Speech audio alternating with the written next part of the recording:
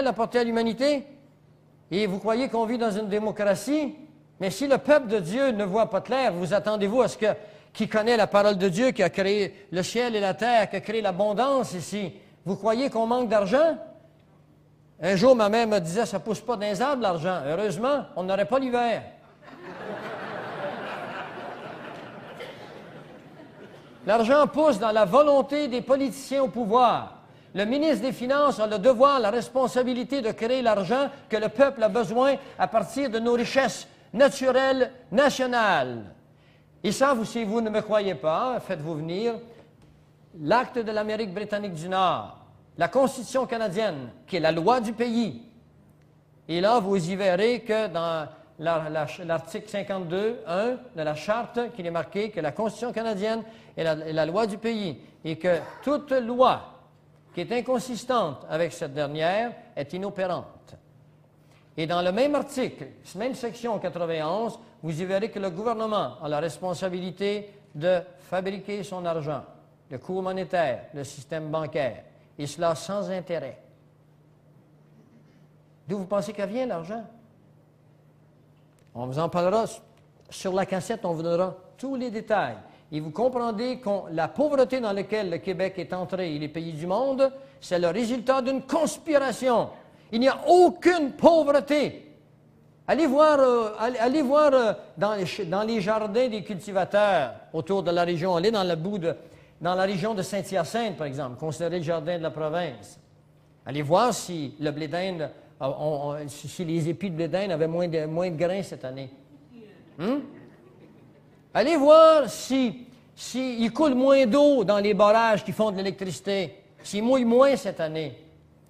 Allez voir si les pommiers n'ont pas produit de pommes à Rougemont et à Saint-Hilaire cette année. Savez-vous où elle est, notre richesse? Mais elle est là. C'est là, notre richesse. Le reste, l'argent de papier, mes amis, ce n'est qu'un bon qu'on décide de s'imprimer pour échanger ces biens. Nous ne vivons pas avec ça. Nous vivons avec nos pommes de terre. Nous vivons avec le produit de notre terre. Et la terre est pleine d'abondance. Et on a créé à volonté la pauvreté. Vous devez comprendre ça. C'est à nous, peuple de Dieu, à voir ces choses. Et cela vous sera expliqué avec des documents officiels dans cette cassette que nous espérons beaucoup. Une directrice d'un magazine avec qui j'ai eu une conversation de 20 minutes il y a à peu près un mois et demi m'a dit, si vous êtes capable de nous apporter une cassette qui nous livre les sociétés secrètes, parce qu'on en entend parler, mais on n'a pas leur juste jamais. Vous êtes capable de nous montrer avec documents à l'appui ce que vous venez de me dire sur la création de l'argent à partir de rien, sur les intérêts qui n'ont pas été créés, qui appauvrissent la masse monétaire, eh bien, je vous avertis que cette cassette est une bombe au Québec. Et ça, c'est une personne païenne qui m'a dit ces choses. Alors, peuple de Dieu, réveillez-vous, comprenez ce qui arrive. C'est le Seigneur qui vous le demande. Il parle d'une conspiration. Nous n'avons pas à collaborer avec les conspirateurs. Parce que les conspirateurs ont non seulement programmé de vous emmener dans la totale pauvreté, mais ils ont programmé de faire disparaître le nom de Jésus sur notre province, sur notre Amérique du Nord. Vous devez comprendre ça. Je vais vous le montrer dans un instant. Finalement, leur conquête devait se faire par la politique, on vient de le voir, le système financier, et troisièmement par le militaire. La haute technologie appartient au système militaire. Elle n'appartient pas au peuple. C'est la haute technologie qui a en haut des satellites qui peuvent prendre votre numéro de licence dans un terrain de stationnement. Et tantôt, je vais vous livrer des choses sur la technologie. Comment, avec vos taxes et les miennes, on a fait des armes, on a créé des armes dans le but de nous détruire. Et finalement, le désarmement mondial. On veut désarmer tous les citoyens du monde. Il y a des chrétiens qui disent les milices aux États-Unis, c'est des fous. La CIA a créé des freemen qu'on a vu à la télévision, des petits groupes de freemen. Et là, les gens ont pensé, c'est ça, là, les milices. Mais non, ce n'est pas ça, les milices. Ceux-là, c'est du théâtre, afin que le peuple se tourne contre les milices. Dans les milices aux États-Unis, actuellement, il y a près de 10 millions de personnes. Qu'est-ce que c'est qu'être dans la milice? C'est de connaître la loi du pays, la Constitution américaine. L'article 2 de la Constitution américaine dit que le citoyen a droit de porter des armes. Et le but de ces armes, c'est de se défendre contre l'invasion d'un gouvernement étranger. Et je vais vous montrer que les États-Unis actuellement sont envahis par un gouvernement étranger. Vous savez, avant de tout condamner, il faut investiguer. Hein? C'est Shakespeare qui disait « Il est criminel de condamner avant d'avoir investigué ». Et finalement, après ce désarmement, parce que lorsqu'on désarmera les citoyens, eh bien, la police militaire, elle, sera armée jusqu'aux dents. Et alors, si vous avez 60 ans et plus, 50 ans et plus, et puis que vous avez observé ce qui se passait dans le monde depuis que vous êtes là, vous devez vous souvenir que préalablement à la guerre 39-45, s'est joué exactement le même scénario. C'est Adolf Hitler qui dirait que le monde entier se souviendra de ce jour de 1938 où Adolf Hitler fit passer une loi pour désarmer le peuple. Et ils l'ont désarmé, le peuple. Mais lui, Hitler, s'est armé et le peuple a tombé à ses genoux. Parce que lorsqu'un gouvernement est armé et que les peuples ne peuvent plus se défendre, l'histoire a montré que la tyrannie est à la porte.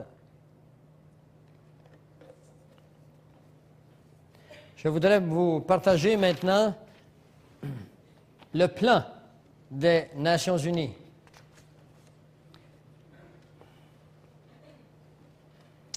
Alors, il faut aller au Caire en septembre 1994 avec la conférence internationale sur les populations et sur le développement.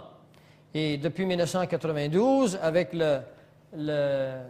Rio de Janeiro, sur l'environnement, eh bien, des hommes qui sont au pouvoir ont programmé de réduire les populations mondiales. Je vais vous citer une phrase d'un homme que vous connaissez bien, président de CNN, du nom de Ted Turner. Ted Turner déclarera qu'il nous faut ramener la population mondiale à 500 millions de personnes, c'est-à-dire un demi-milliard. Les Illuminati internationaux se préparent à réduire la population du monde dans les 10 prochaines années à 2 milliards d'individus. Et pour ce faire, 3,5 milliards devront disparaître. La Bible ne nous dit-elle pas ça? Que 50% disparaîtront? Alors, cela a eu lieu à Copenhague, au Danemark, en mars 1995. Voici les sujets de discussion qui furent les suivants. Premièrement, les Nations unies, que vous pensez étant un organisme de paix extraordinaire, là où nous puiserons toutes les solutions aux guerres et à notre monde belliqueux, à notre monde incohérent, eh bien, ils ont cette association est la plus grande organisation perfide, et l'organisation la plus morbide que l'humanité ait connue. N'oubliez pas que dans Daniel 8, il nous a dit que c'est par la paix qu'il vaincra plusieurs. By peace. Par la paix. Les Nations unies se déclarent une organisation de paix. Et allons voir ce qu'il y a derrière l'organisation de paix. Les Nations unies vont organiser une cour mondiale avec le droit de subpoena sur toute nation. Un subpoena, ça veut dire que vous vous présentez en cour et vous répondez aux accusations qu'on vous fait. Vous devez être capable de vous défendre. Et sachez que toutes les nations seront appelées à aller dans cette cour mondiale afin d'être rectifiées, parce qu'avec cette rectification, on s'imposera des amendes.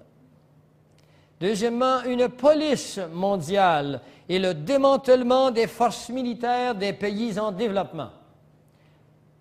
Une force mondiale, une police mondiale et le démantèlement des forces militaires des pays en développement.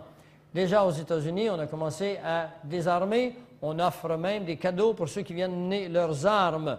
Vous avez eu l'occasion de voir à la télévision, il y a déjà quelques années, comment à Los Angeles, les policiers avaient placé dehors des grandes tables et les jeunes venaient y porter le revolver, le couteau, les armes, puis on leur remettait un billet pour aller à une soirée de hockey ou de baseball. Et tout le monde dans le meilleur des mondes. Les policiers étaient heureux, ils étaient prêts à faire un jour de grâce pour les bandits qui apportaient leur revolver. Eh bien, il se continue à se vendre des armes, et je ne sais pas comment ils vont s'y prendre, ils auront des problèmes avec la mentalité américaine, mais je veux vous assurer d'une chose, ils vont y arriver parce qu'ils ont, eux, des armes que le peuple américain n'a pas, et je vous en parlerai de ces armes un peu plus tard. Troisièmement, il faudra établir une banque centrale mondiale qui donnerait au Fonds monétaire international le seul pouvoir d'imposer l'austérité sur les nations. Autrement dit, mes amis, quand Ottawa arrive chez vous avec ses percepteurs d'impôts, vous avez peur. Il est suivi par Québec, et quand vous ne reste pas rien, le municipal arrive. Eh bien là, vous aurez au-dessus de tous ces gens, vous aurez un nouveau gouvernement qui s'appellera le gouvernement mondial, une banque centrale, et ce sont eux qui décideront des subsides qui peuvent être apportés à un pays. Il y aura de grandes conditions, on va les voir tantôt. Quatrièmement, un trésor mondial. Et quand on parle d'un trésor mondial, on parle d'un échange d'art. Et c'est ainsi que l'art sort des États-Unis par milliards depuis déjà 30 ans. Et que tout ce qui a art, le gouvernement sait où elle est. Il la sort des États-Unis. Et quand vous lirez Ézéchiel qui dit qu'ils jetteront leur or dans la rue, il faut que vous sachiez que ce n'est pas les quelques dollars que vous avez, ou vos petites chaînes en or, ou vos bagues de mariage en or. Il parle à une catégorie d'individus, parce qu'Ézéchiel, dans sa vision, eut la connaissance de ce qui allait arriver plus tard. Il connaît les gens qui sont en contrôle. Un conseil de sécurité économique, avec mandat d'interpréter chez eux, d'interprétation chez ceux qui ne se conformeraient pas au protocole des Nations unies. La démilitarisation est une condition essentielle pour recevoir de l'aide militaire. Ce qui veut dire de l'aide financière, excusez-moi, oui. Alors, ce qui veut dire que eux contrôlant le trésor mondial, les pays auront besoin d'argent, bien sûr, mais il faudra aller au Conseil de sécurité, et le Conseil de sécurité enverra ses officiers, et il ira voir si le pays est désarmé. Et si le pays a encore, parmi ses membres, des hommes qui se tiennent debout, et puis qui savent très bien ce qui s'en vient, et puis qui veulent rester armés, eh bien, le pays ne pourra recevoir de subventions. Alors, ils crèveront de faim avec les armes au poing. Voilà comment on arrive à contrôler une région, une province, un peuple, un pays, des régions et le monde entier. Sixièmement, une organisation pour la production et le commerce mondial qui régularise le libre-échange et qui dicte des quotas pour les nations, des pénalités et des amendes aux résistants. Et vous devez connaître ici cette organisation, elle s'appelle le GATT.